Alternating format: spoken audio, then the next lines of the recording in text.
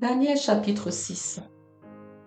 Darius trouva bon d'établir sur le royaume 120 satrapes, qui devaient être dans tout le royaume. Il mit à leur tête 3 chefs, au nombre desquels était Daniel, afin que ces satrapes leur rendissent compte et que le roi ne souffrit aucun dommage. Daniel surpassait les chefs et les satrapes parce qu'il y avait en lui un esprit supérieur. Et le roi pensait à l'établir sur tout le royaume. Alors les chefs et les satrapes cherchèrent une occasion d'accuser Daniel en ce qui concernait les affaires du royaume. Mais ils ne purent trouver aucune occasion, ni aucune chose à reprendre, parce qu'il était fidèle et qu'on n'apercevait chez lui ni faute, ni rien de mauvais. Et ces hommes dirent: nous ne trouverons aucune occasion contre ce Daniel, à moins que nous n'en trouvions une dans la loi de son Dieu. Puis ses chefs et ses satrapes se rendirent tumultueusement auprès du roi et lui parlèrent ainsi: Roi Darius, vis éternellement.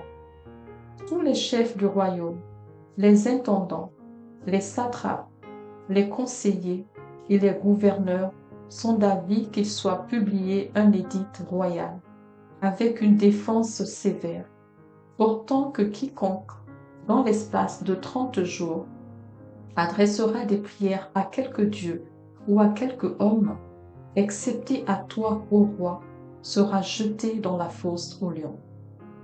Maintenant, ô roi, confirme la défense et écris le décret, afin qu'il soit irrévocable selon la loi des Médès et des Perses, qui est immuable.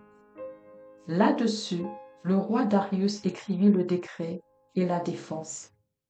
Lorsque Daniel sut que le décret était écrit, il se retira dans sa maison, où les fenêtres de la chambre supérieure étaient ouvertes dans la direction de Jérusalem. Et 3 fois le jour, il se mettait à genoux, il priait et il louait son Dieu, comme il le faisait auparavant. Alors ces hommes entrèrent tumultueusement, et ils trouvèrent Daniel qui priait et invoquait son Dieu. Puis ils se présentèrent devant le roi, et lui dirent au sujet de la défense royale: N'as-tu pas écrit une défense portant que quiconque, dans l'espace de 30 jours, adresserait des prières à quelque dieu ou à quelque homme, excepté à toi, ô roi, serait jeté dans la fosse aux lions? Le roi répondit: La chose est certaine, selon la loi des Mèdes et des Perses, qui est immuable. Ils prirent de nouveau la parole et dirent au roi: Daniel, l'un des captifs de Juda, n'a tenu aucun compte de toi, ô roi, ni de la défense que tu as écrite, et il fait sa prière 3 fois le jour. Le roi fut très affligé quand il entendit cela. Il prit à cœur de délivrer Daniel, et jusqu'au coucher du soleil, il s'efforça de le sauver. Mais ces hommes insistèrent auprès du roi et lui dirent: Sache, ô roi, que la loi des Mèdes et des Perses exige que toute défense ou tout décret confirmé par le roi soit irrévocable. Alors le roi donna l'ordre qu'on amenât Daniel et qu'on le jetât dans la fosse aux lions. Le roi prit la parole et dit à Daniel: Puisse ton Dieu, que tu sers avec persévérance, te délivrer. On apporta une pierre et on la mit sur l'ouverture de la fosse.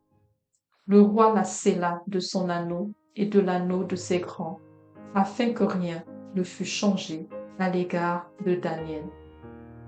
Le roi se rendit ensuite dans son palais. Il passa la nuit à jeun. Il ne fit point venir de concubine auprès de lui, et il ne put se livrer au sommeil. Le roi se leva au point du jour, avec l'aurore, et il alla précipitamment à la fosse aux lions. En s'approchant de la fosse, il appela Daniel d'une voix triste. Le roi prit la parole et dit à Daniel: Daniel, serviteur du Dieu vivant, ton Dieu, que tu sers avec persévérance, a-t-il pu te délivrer des lions? Et Daniel dit au roi, Roi, vis éternellement.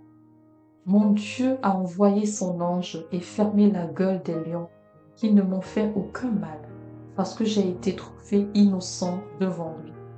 Et devant toi non plus, ô roi, je n'ai rien fait de mauvais.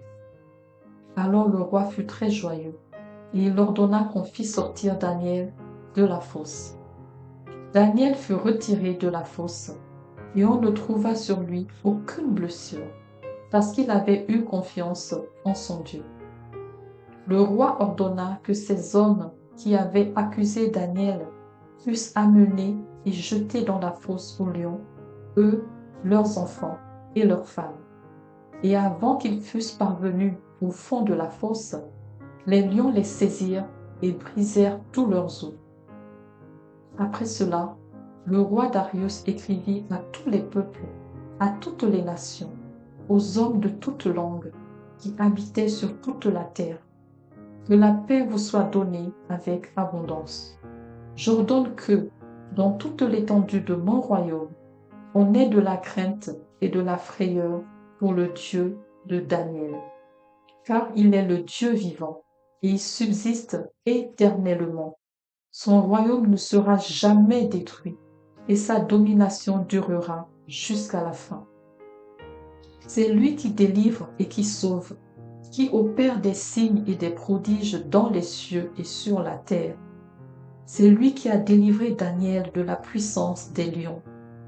Daniel prospéra sous le règne de Darius et sous le règne de Cyrus le Perse.